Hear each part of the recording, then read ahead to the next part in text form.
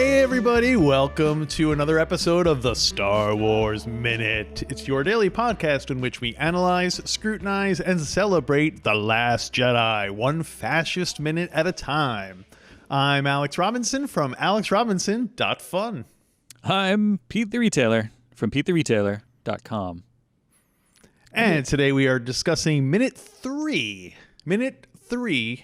of The Force Awakens. Nope. Minute 3 starts off Last Jedi. Force Awakens, 2 movies back. Oh my gosh. Obviously, I meant Attack of the Clones. Sure.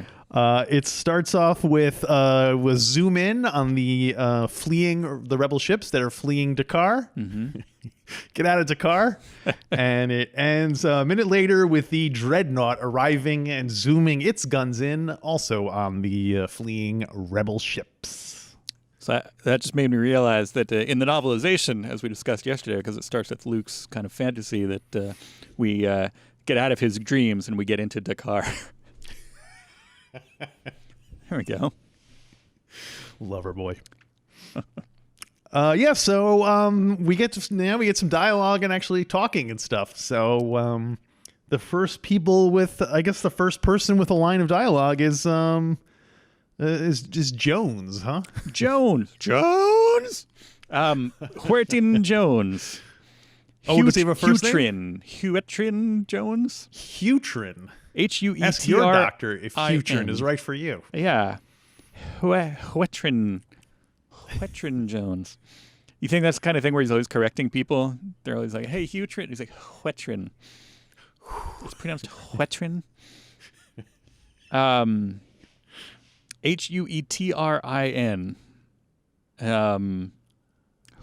Huetrin Jones is he's the one who's telling us that there's 30 pallets of cannon shells. Now, in the Huetrin Jones is played by an actor named Jack Greenlees. Mm-hmm. Well, I think if you mix those up, like Jack Jones is an Earth name and Huetrin Greenlees is a Star Wars name. So I think I think something got mistranslated here because Jones is nobody should be Jones in Star Wars. Yeah, exactly. Unless it was like Jonz. Well, that's from Martian Manhunter, right? Do you think that Huetrin Jones will eventually have love with Connix? Yes. No, will he eventually have descendants on Earth who might be archaeologists, explorer, adventurers? Yes. Well, is this part of the fever dream? Is that still I forgot going? about that. No, we got out of the dreams and into the car. Any character named Jones who shows up in Star Wars, it has to be part of the fever dream. I guess so, yeah. Well, that's interesting because this is the first saga story post. Oh, wait a minute. The fever Han Solo was the one having the fever dream about Indiana Jones, not vice versa. Although who knows? Right. No, is it? Right. And he just died. So what's going on here? Well, now we're in Indiana Jones's fever dream. Okay. When he was in Indiana Jones in the Temple of Doom, when he was all under the power of, he was all sweaty and under the power of Khazad-dûm. And so that this then, it's him starting to wake up. You know, when stuff from the real world starts to filter into your dream. So, like, he's starting to wake up because somebody's like, hey, Jones. And he's like, huh? Oh, right. It turns out it's just the guy who's... Yeah. 30 pallets of cannon shells. It's weird to talk about kind of physical arms, ammunition and... Yeah. Doesn't come up very often. No. Although, I guess we'll be noting how weird it is to talk about some physical resources a couple of times in this movie. But here's the first time where we're talking about 30 pallets of cannon shells, which... maybe I'm hungry because I think of 30 pallets of either cannoli shells or stuffed shells. So I think out of the two, I would rather have 30 pallets of stuffed shells because as we've discussed, I seem to have no limit to the number of stuffed shells I can eat. Whereas cannolis, I'll eat one or two and then I'll take it easy. So you'd rather have the shells? I'd rather have the stuffed shells, yeah. Okay. What is it? Does it come with a salad? Or, I thought we were past all that. We also see Lieutenant Connix. Connix. reprising her role, Billie Lourd, daughter of Carrie Fisher. Yes. Now, I don't remember if we discussed this last movie, but Billie Lourd auditioned for the part of Rey in The Force Awakens, which would have been interesting in what it meant, what it unlocked for all kinds of, it would have been a very Star Wars move. But she did not get that part, but JJ liked her enough, or wanted to have her around enough, I guess, that liked what she brought in either on-screen or off-screen, that he made the character of Connix for her. And Connix has been promoted. I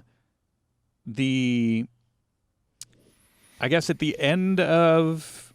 I don't remember where this is, but she's been promoted given the events of the last movie and the turnover in the Resistance and the Rebellion. She gets promoted. She was Lieutenant Connix, I think, in the credits of this movie, or was that the last movie? She was lieutenant, and now she's been I don't know. I read it and I forgot. I wrote down Lieutenant Connix and I wrote promoted, but I don't know which one is the promotion.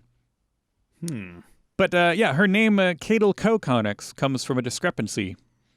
It's the papal infallibility coming into play, in that she was listed as Lieutenant Connix, I guess, in the credits of Force Awakens, but in the Force Awakens visual dictionary, she was referred to as Cadel Co. Huh. And so after the fact, they're like, well, Cadel Co Connix, that's her name. So it's that's funny, because they could have just made the KO be the first part of Connix. Yeah, but then you know what I mean? Her initials can't be KKK. Well, it would just be Cadel Connix, KK. Oh yeah. All right. I don't know. Interesting, but happy to see her here. Yeah. And especially, this is a weird. There's a lot of.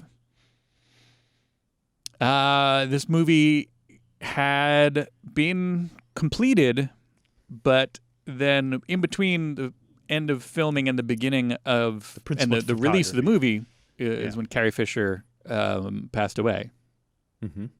Right, so we knew that she was no longer with us by the time we saw this movie, and so then Billie Lourd being a reminder of that. Interestingly, Billie Lourd does not have. Remember, in Force Awakens, she had the little kind of tribute buns. Now I'm hungry. And so she, can I interest you in 30 pallets of stuffed shells? I ordered it. It seemed like enough at the time, but I don't think I could eat my way through this. But yeah, having her there seems an interesting kind of, she will always, in addition to being this character that we've, it's that traditional kind of recurring Star Wars character that's not one of the mains. So like a Piet, or a Wedge. It's also it's one thing I do like is that they do make an effort to bring back, because if you remember, none of the rebels from A New Hope, except for Wedge and Luke, was in. The Empire Strikes Back. It was totally new rebel hierarchy. You got right. So I like that there's now continuity. It would have been nice to see like General Dodonna in Empire or whatever, but now I think they pay more attention to that kind of stuff. So I wouldn't be surprised if part of the reason, I don't know about part of the reason, but maybe initially at least part of it was, okay, well, Carrie Fisher will feel better with her daughter here. Right. Yeah, so I'm saying I don't know if it's necessarily everything on screen that what she brought that encouraged JJ to include her, but and not to denigrate her as an actress. I've seen her in a couple of seasons of that American Horror Story, and she's pretty good in it. I didn't even realize it was her until later on. So I it's much like her mother before her. She will always have a hard time kind of getting fully out of the shadow of her mother. But it's an interesting thing that doesn't, you don't need to know about it, but it's background flavor that you will Right. Mm-hmm. find out. Do you think Not enough. there will be any, like, after, I like to make a whole, who was it that I gave a family to earlier? Reds Tyrell? No, it was, well, no, it was the last movie. I was talking about Galen Erso's second family. Oh, right. Yeah, his Imperial family. Yes. Do you think that maybe Connix is Leia's daughter from after her separation from Han Solo, and Ben was the offspring of that? Do you think that Connix is potentially her daughter from a second marriage? Wow. Like Mr. Connix was somebody that maybe he was a resistance officer or fighter of some sort.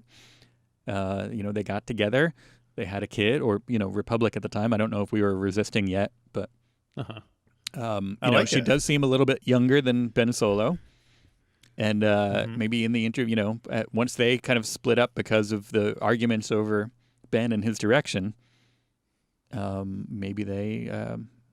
Maybe she got together with another guy, and Mr. Connix is no longer with us either. Maybe he met his fate in a battle, or maybe he's just off somewhere. Or Han Solo took care of him once. Oh, right. He uses those compartments for smuggling.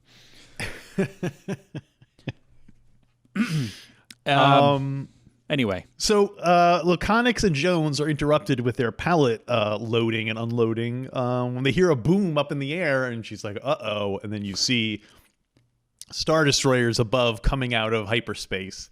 Mm-hmm. And that seems like a new thing.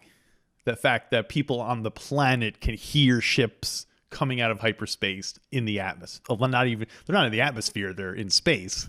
Yeah, that's what you have to do a couple of, a little bit of mental gymnastics to get around this. It's like, all right, well, it's Star Wars. We can already hear a lot of things in space that we shouldn't be able to. Yeah.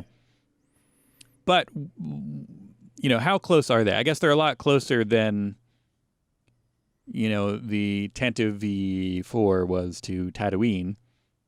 We don't because know. that was far off enough. Maybe that's what made Luke look up. Well, yeah, he was looking up through his binocular. Yeah. Well, but they didn't come out of hyperspace, I guess. But still, it seems a lot closer. They don't need macro binoculars to see them. They can just be like, "Oh, look, hi, Hux." They're like, yeah.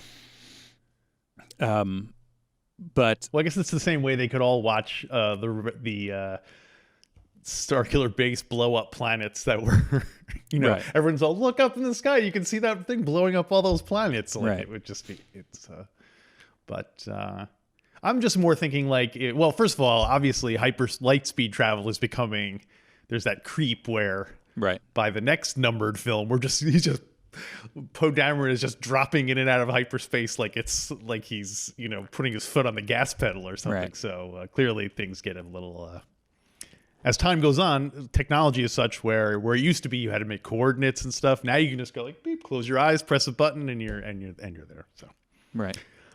But speaking of the Star Destroyers, we get to see Captain Edrison Peavey. Yeah, Captain Edrison Peavey. Which doesn't seem like it's a... Well, I think Edrison is. Edrison Peavey. It's not quite a... Yeah, Edrison is the Tuggerization there. I was like, it's not quite a... Yeah, I don't know where Peavey comes from. No. Maybe it's PV. Was he... No. So yes, Adrian Edmondson did get the role because Rian Johnson was a Young Ones fan. Oh, he did? Oh, good. Yeah. So I'm really disappointed then that we didn't get more Young Ones. Like we didn't have a mini Young Ones reunion as much as we could in the. But as Imperial officers, because I'm picturing Neil as an Imperial officer wouldn't quite work. I haven't checked. What does he look like today? I don't know. Yeah. Every now and then I've seen him show up in other roles, and I'm like, oh my gosh, like you would never even know it was him. But I did not recognize, despite being a huge Young Ones fan, I did not recognize Adrian Edmondson the first time I saw this until someone pointed it out. But now when I look at it, I'm like, well, of course, it's same. I don't know if you told me or Song told me or somebody mentioned it to me after the fact, and I was like, oh, really? Then the next time I watched it, I was like, oh, that's cool. Because it seems perfect for it. Although I do kind of want his little rank insignia to be on his head, his little code cylinders or something. But that would be very metal.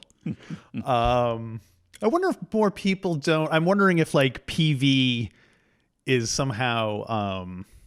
I'm surprised. You always hear about these actors who are like, wasn't really interested in doing a Star Wars, but my kids really wanted me to do it. Like, I'm surprised more people don't use their kids' names in. Maybe people do. Maybe like Peavey is some, like his kids' initial. Like his daughters. Pauline and Violet or something like that.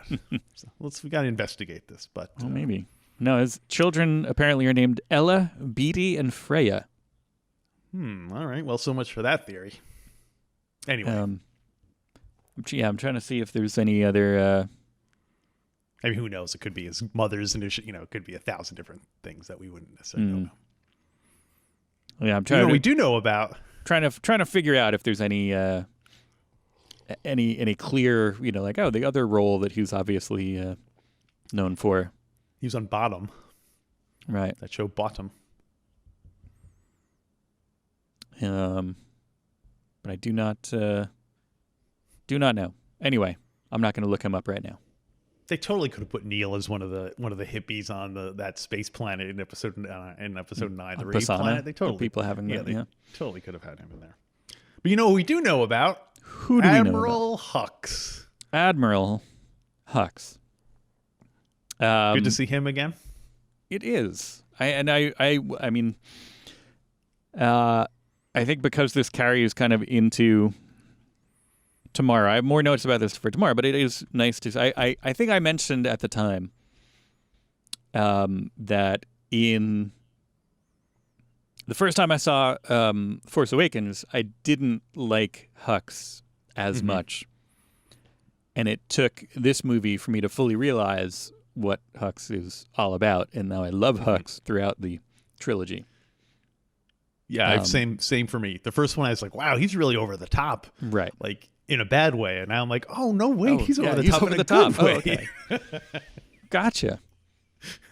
And I think this scene really kind of, pulls it out, but we'll get there. Yeah. I do like that Captain Peavy's line is, we caught them in the middle of their evacuation. Right. That's where they were exposed. I would love to see some people like running out in like bathrobes and like like in their like polka dotted boxers with their toothbrush sticking out of their mouth, and they're all like, got to evacuate, and the people running. It would be nice to get a Wilbur Hood kind of reference in here somewhere. Yeah, somebody's got their ice cream maker. The last thing I have was while Hux is speaking, there's like a white droid behind him, and I could not find any information on this droid. You don't have any information. Oh, the little kind of not quite Roomba-looking thing? Yeah. That's the problem is you Google like Last Jedi white droid. There's like 1,000 different things. You know what I mean? There's nothing to... We need one of those obsessive who went through it and identified every single... Yeah, we don't have the... I think it's a sentry droid. I have First Order sentry droid here, which I think is what that one. I don't have the clip in front of me, but the picture of it, it's like kind of squarish, low to the ground. Yeah. Sentry droids also patrolled the corridors of the Resurgent class destroyer Finalizer. Oh, there you go. Yeah. That's what we're on, right? That's what Hux's ship is, the Finalizer. The Finalizer. Mm-hmm. The Finalizer. Yeah. They were not named in the film, but are identified as sentry droids in the reference book, Star Wars Force Awakens Visual Dictionary, which again we don't. Force Awakens Visual Dictionary. Yeah, because they first appeared in the Force Awakens. Oh, I didn't remember seeing them there. So, but as we found out, they're not. He already screwed up Connix's name, so who knows what these are. But yeah, I believe that to be a First Order sentry droid. I'll go along with it. Yeah, it looks like a combination between a kind of a Roomba and a takeout container of some sort, and yeah, I'm describing it well. I thought for sure it was like a floor polisher because they have very shiny floors in that place. Maybe it's a dirt sentry. That's what it's there to eradicate dirt. Well, do you have anything else for minute 3? Does the Dreadnought show up yet, or is that later? It shows up at the very beginning. At the very beginning. At the very end, you see at the very end of the minute, you see the arrival of the Dreadnought, and you see its guns turning down to. The arrival of the Dreadnought Fulminatrix. Fulminatrix. I have some information about the Dreadnoughts, the Fulminatrix itself. Yeah, all right, for later in the week. So okay, so I'll save it. Other than saying Dreadnought Fulminatrix. That's a great. That's like a roller derby name or something. Yeah, somebody. If you don't have a roller derby name yet, there you go. Mm-hmm. Yeah, or it totally smacks of kind of like fantasy to me, but yeah. Mm-hmm. But yeah, it's. I think that's it. We kind of get into the action a little bit, such as it is next minute. Mm-hmm. But that's. We said captain, yeah, Captain Peavy. So he is he the captain? Is he in charge of the? Hux is in charge of everybody. Is Peavy in charge of the finalizer at this point? Is he the captain, or is he just he was just under, like an underling? Like, does he go wherever Hux goes? Yeah, I don't know. I feel like he was a finalizer guy, but I could be totally wrong. I guess we maybe we'll save this for a future episode when we see him again. We will look up whether or not he is Edrison Peavy. Okay. Yes. All right. I guess that'll wrap up minute number. What is this? Minute number 3. Lost count already. Huh? So having so much fun. 3, sir. Yes. Hey, did you know that Pete and I, in addition to being Star Wars experts, have done podcasts on a variety of other subjects as well? It's true. Mm-hmm. We used to do a podcast together called Alphabetical, which is about the Beatles. And we both currently have, not solo, we're doing them with other people. Side projects, I guess you could call them. Yeah. I'm doing the Godfather Minute with my brother. We just started Godfather 2, so it was a great time to jump on board. And Pete, why don't you tell us about ABCTOS? ABCDTOS is our alphabetical discovery of the Star Trek, the original series. It's the folks with which I did a show called ABC Devo. We went alphabetically through all the Devo catalog. And when we were done, we were trying to think of, there were no other bands that we could all agree on, we felt the same about, but one thing we did keep talking about was Star Trek, the original series. So we decided to apply our formula to that. And we're doing every episode of the original series in alphabetical order. We got, that leaves us with, I think, 79 total, because we're counting the menagerie as one part, but we're including the cage. Mm-hmm. So I don't remember if that's... so after that, are you going to go on to the animated series or the Next Generation? Or? We're doing the animated series as Patreon episodes for that. That once a month we're talking about a Patreon episode, and those episodes get pretty goofy. But I'm aware of Patreon episodes. It's a fun thing. We've got former guests of the show, one and all.